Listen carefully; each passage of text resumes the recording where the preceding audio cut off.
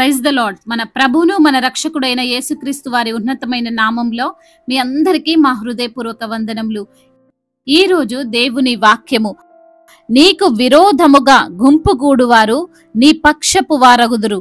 యెషయా గ్రంథము 54వ అధ్యాయము 15వ వచనము. Whoever attacks you will surrender to you. Isaiah chapter 54 verse 15. ఈ రోజు నిమిత్తము దేవాతి దేవుడు మనకు అనుగ్రహించిన వాక్య భాగమును బట్టి ధ్యానించుకుందాము.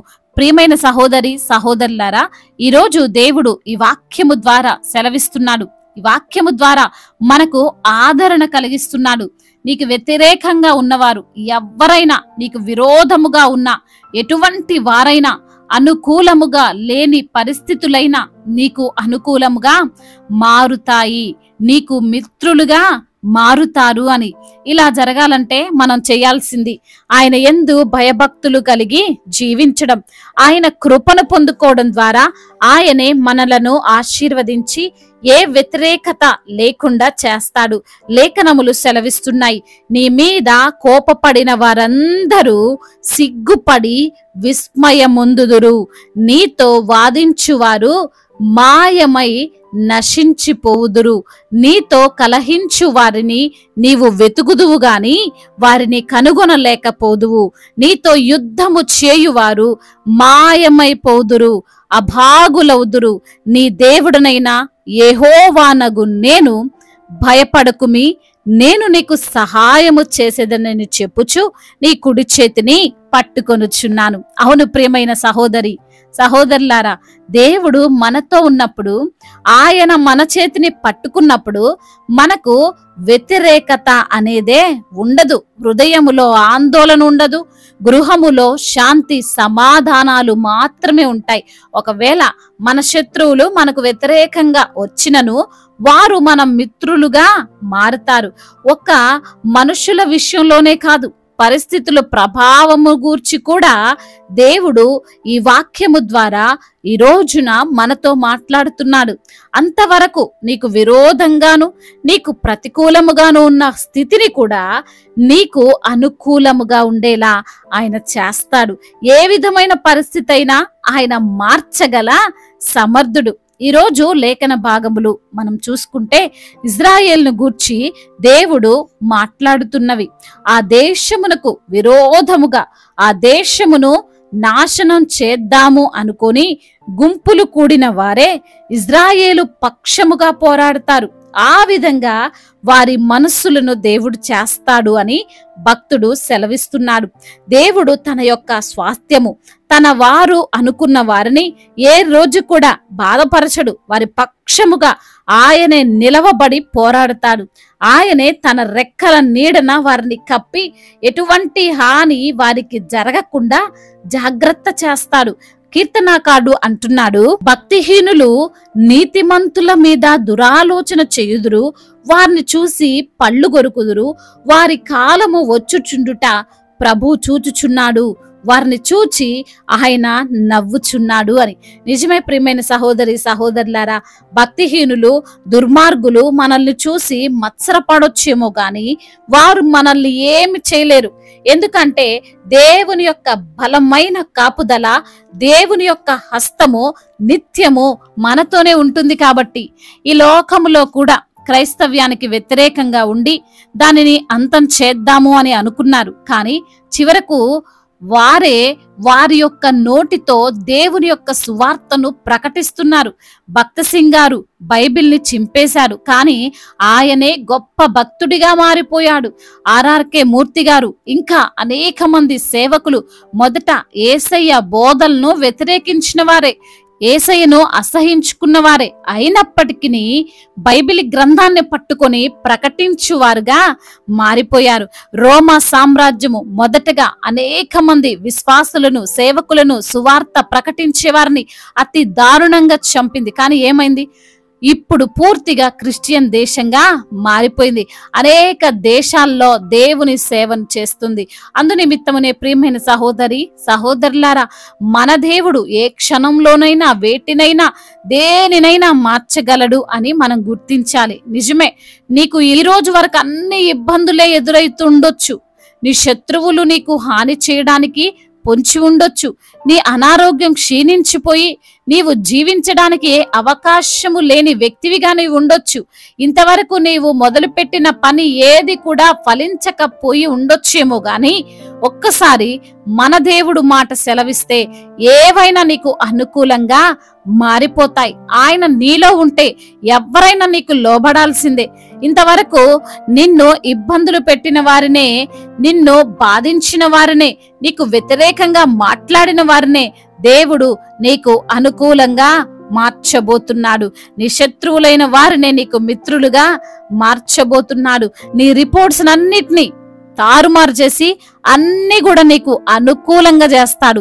నీవు రాదు అనుకున్న జాబ్నే దేవుడు నీకు ఇస్తాడు. కాబట్టి ప్రియమైన సహోదరి సహోదరులారా, దేవునికి ఇష్టంగా ఆయన వాక్యానుసారంగా ఆయనకు లోబడి జీవించినప్పుడు మనలను ఆశీర్వదిస్తాడు, అన్నిటినీ మనకు అనుకూలంగా మారుస్తాడు.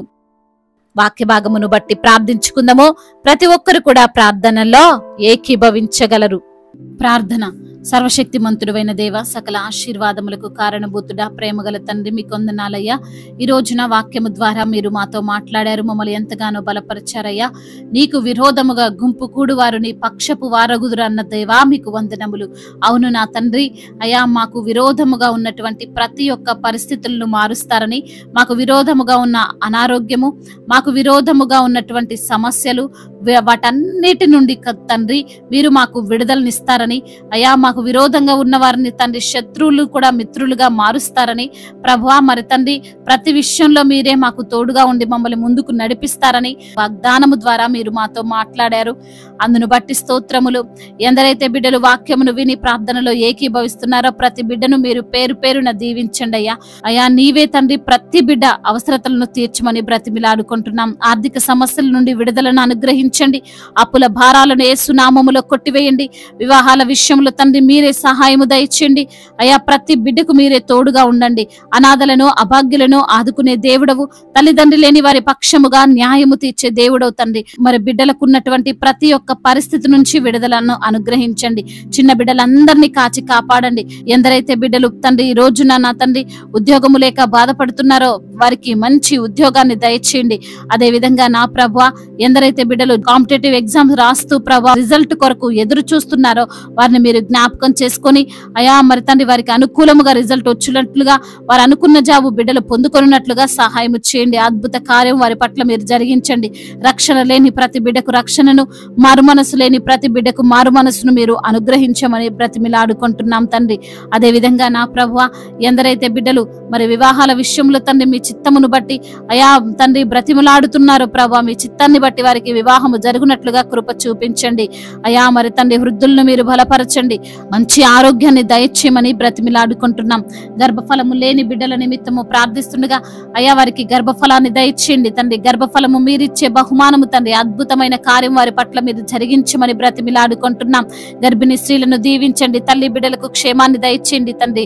అదే విధంగా నా ప్రభువా, ఇప్పుడే పుట్టిన చంటి బిడ్డలను తండ్రి మీరు జ్ఞాపకం చేసుకుని వారికి మంచి ఆరోగ్యాన్ని దయచేయమని బ్రతిమిలాడుకుంటున్నాం అయా. ఎందరైతే బిడ్డలు అయా మరి తండ్రి ఇంకా చెప్పుకోలేనటువంటి బాధతో విరిగి నలిగిన హృదయంతో మీ సన్నిధిలో మోకరిల్లి ప్రార్థిస్తున్నారు, వారి ప్రార్థన మీరు ఆలకించండి. వారి కన్నీటిని తుడిచి నాట్యంగా మార్చండి. అదే విధంగా నా ప్రభా, ఎందరైతే బిడ్డలు ఈ రోజున నా తండ్రి అయా మరి తండ్రి ఇతర దేశాల్లో ఉంటున్నారో వారిని బట్టి ప్రార్థిస్తున్నాము అయా. వారు చేస్తున్న కష్టార్జితాన్ని దీవించండి అయా. వారు చేస్తున్నటువంటి ప్రతి ఒక్క పనిలో మీరే వారికి తోడుగా ఉండి నడిపించి బలపరిచి స్థిరపరచమని బ్రతిమిలాడుకుంటున్నామయ్యా. సువార్థికులను దీవించండి అయ్యా. మిషనరీస్ ని ఆశీర్వదించండి అయా. మరి చేతి పనులు లేక బాధపడుతున్న బిడ్డలకు మంచి పనిని దయచేయండి ప్రభువా. అదే విధంగా నా ప్రభువా అయా, ఎందరైతే బిడ్డలు ప్రభువా అయా మీ యొక్క సన్నిధిలో ఉంటూ తండ్రి అయా మీ యొక్క తండ్రి కనికరము కొరకు కనిపెడుతున్న బిడ్డలు ప్రతి ఒక్క మొరను మీరు ఆలకించమని బ్రతిమిలాడుకుంటున్నాం.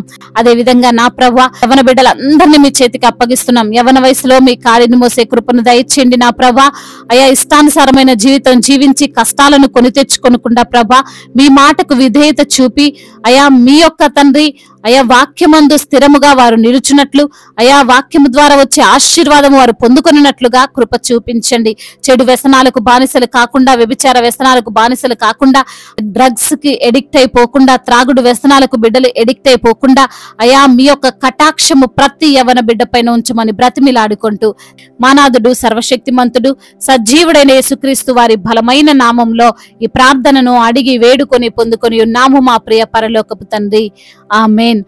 ఈ రోజు పెళ్లి రోజు మరియు పుట్టినరోజు జరుపుకున్న వారందరినీ దేవుడు దీవించి సకల మేలులతో ఆశీర్వాదములతో దేవుడు మిమ్మల్ని నింపును గాక.